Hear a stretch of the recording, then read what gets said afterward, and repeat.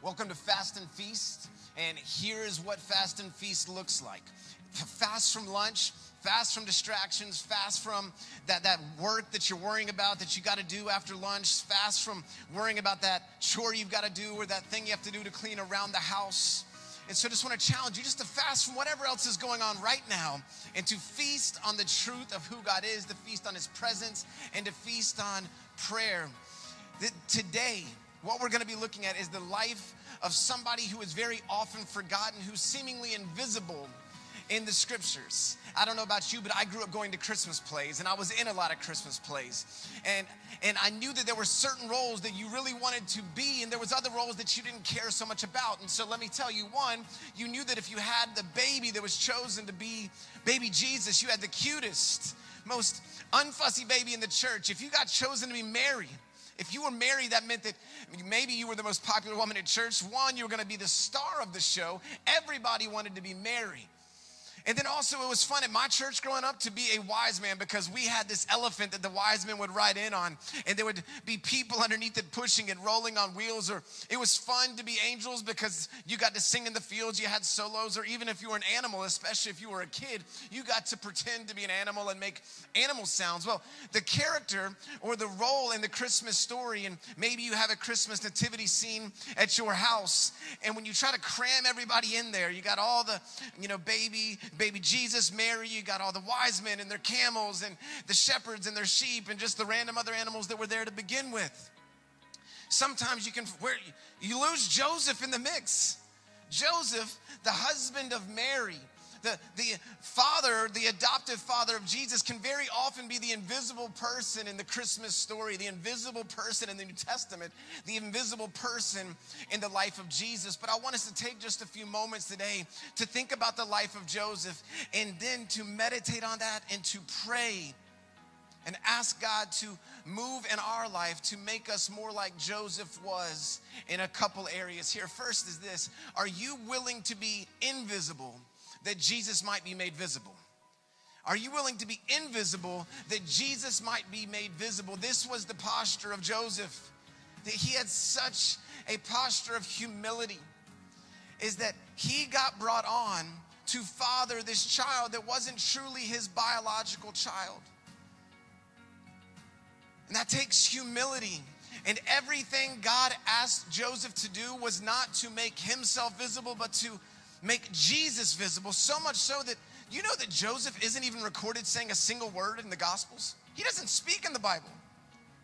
And in fact, once Jesus turns 12, we never see or hear from Joseph again.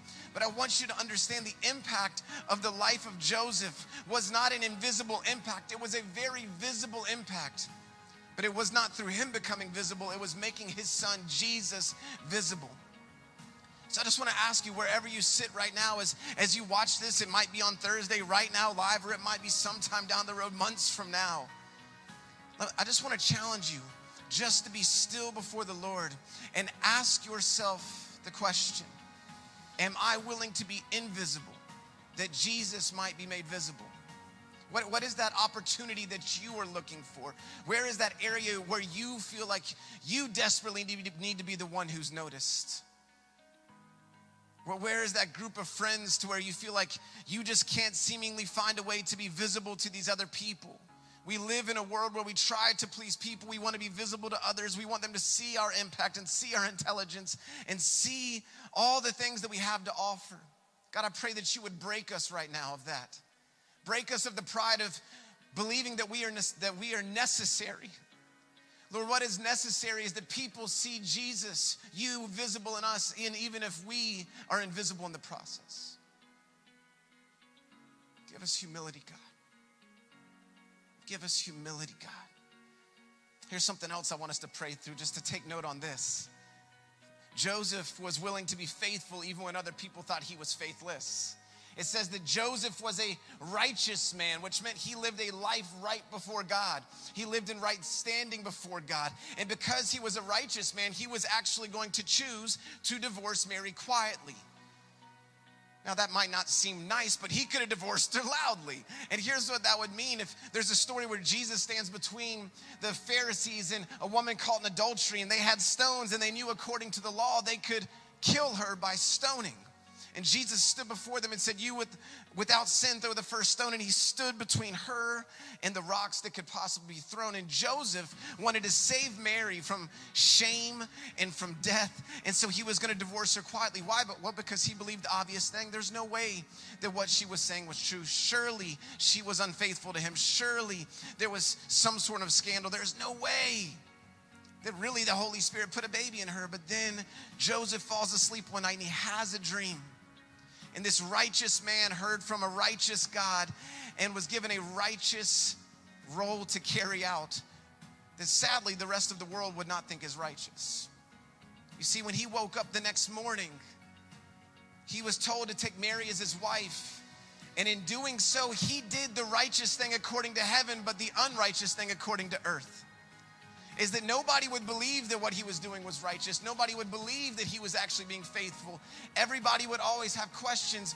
And I don't know if you're anything like me, but there's a huge battle I wage all the time of whether I'm choosing to please God or choosing to please men. In Galatians, Paul says, am I still trying to please men? And basically says that if I were still trying to please men, then I'm not living like a child of God. To be Christian is to please God and not people. And what we have here is Joseph, that he woke up the next morning and after receiving this dream from God, he said, yes, I will do what is right in your eyes and not what is right in the world's eyes. I will be faithful to you even when the world might think I'm faithless. Let me ask you, if you were to stop right now, wherever you are, just fast from that tab that's at the top of your browser where you're trying to go say, you know what, I'll listen to this, but I'll also go look at this. Just stop whatever you're doing. And just ask yourself the question. Ask God, Holy Spirit, will you just show me my areas in my life to where I'm so desperate to please people and not you, my Father? Where are the areas in my life where I want people to see that I'm right? And maybe, just maybe, the Holy Spirit's showing you that you would rather people think you're right than for them to see that God is right in you. Where are the areas where you're so desperate to please people? And it rules your thought life. And it rules how you try to schedule your calendar. And it rules your mind, is that I desperately just want to be impressive before people. I just want you to release that at the foot of Jesus right now. Just lay that at the foot of Jesus right now. You don't have to impress other people. You don't have to impress God. The need to impress can fall down right now. And how free could you be if the only goal you had in relationships with people was that they might see Jesus made visible in you, but if they don't think that it's right and they don't think that you're faithful, you can be okay with that, because the only one you try to please is not people but the Father. May we lay down being slaves to pleasing people today. Here's the third observation I want you to think through.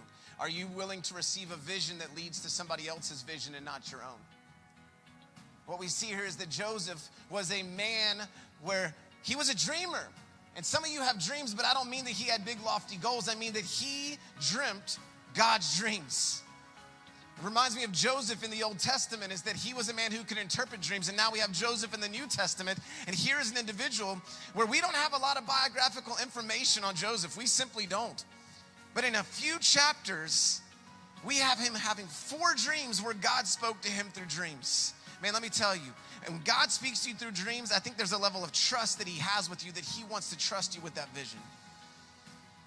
And Joseph was an individual that God trusted to speak to him in this supernatural way through dreams. But you know what's interesting is none of the dreams had really anything to do with him. The visions he received in these dreams ultimately were visions about his son Jesus. And I know that we all would love, man, I would just love if God would speak to me in a dream. I would love if he just gave me a vision. I would love if he would show me what he wants me to do in life. And it would be this amazing opportunity where I could do something so significant.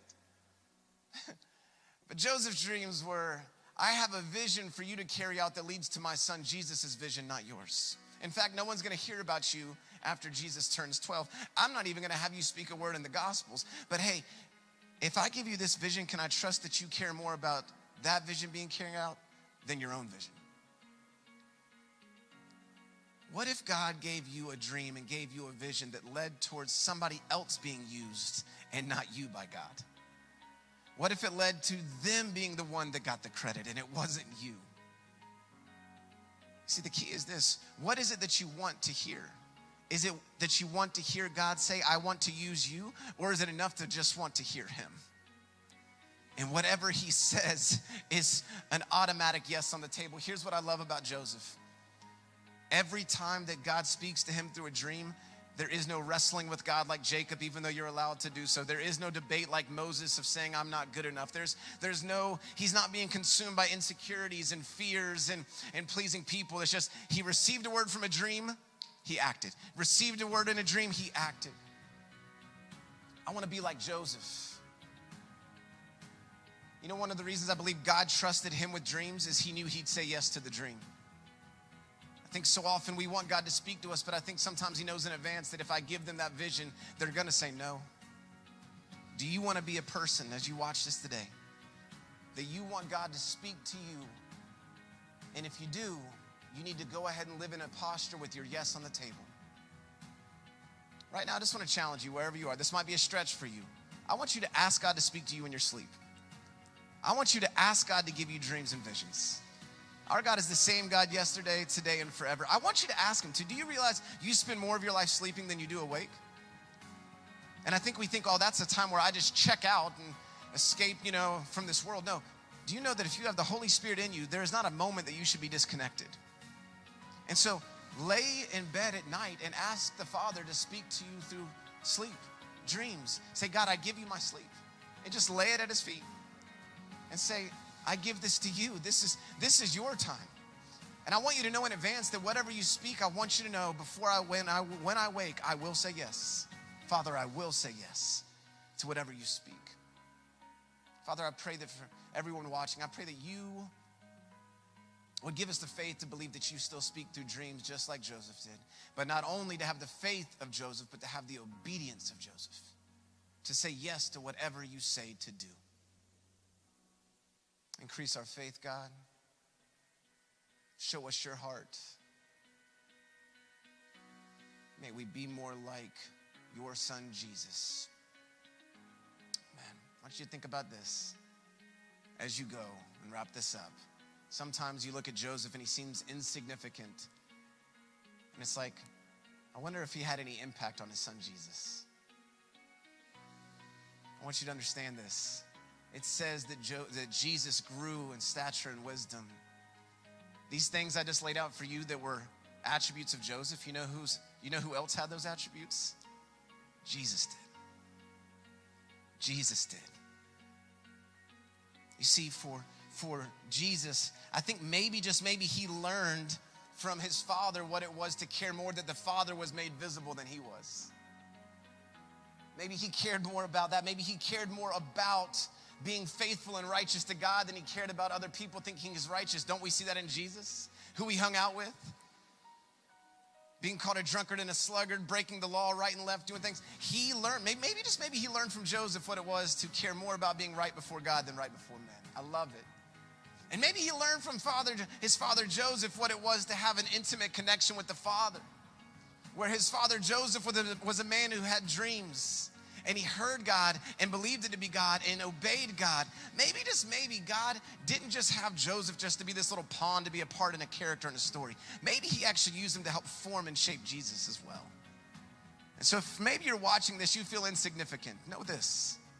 The ones that seem invisible or unnoticed, I think very often one day when we get to heaven might be the ones with the closest seats to Jesus. Be encouraged today. Be blessed. Say thank you so much for watching this, tuning in live, or watching it later. I pray that you go and take this principle and feast on the truth of God throughout the rest of your week.